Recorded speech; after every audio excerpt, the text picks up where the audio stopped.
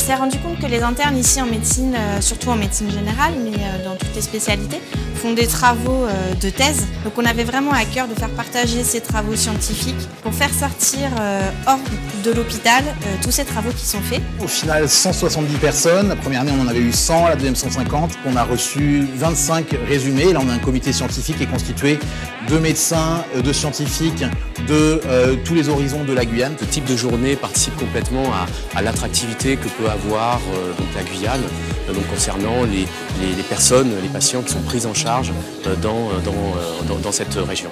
Je crois que l'attractivité passe par déjà la communication. On est dans l'ère où ça doit aller vite, la communication. C'est une manière, je crois qu'ils ont des leçons à nous donner. On montre à travers ces journées aussi qu'on fait des travaux scientifiques de qualité. Là, ce sont vraiment des travaux qui ont un intérêt particulier pour la communauté. C'est pas une journée comme un séminaire scientifique habituel.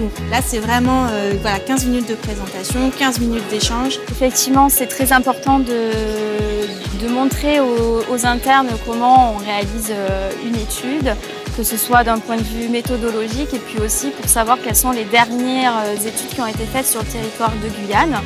Je suis fière de voir la qualité des interventions, la jeunesse et le dynamisme de ceux-ci. La principale chose que je retiendrai, c'est le dynamisme des jeunes médecins que j'ai pu voir parler.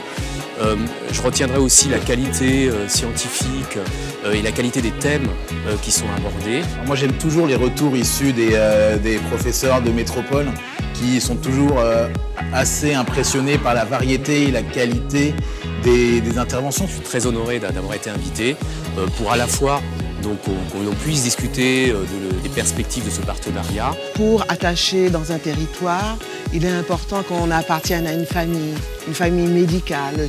Et puis j'espère que cette journée a satisfait le nombre d'internes qui sont venus nous écouter et que ça va motiver aussi à promouvoir le développement des études scientifiques en Guyane, et dans les dom-toms et même en métropole.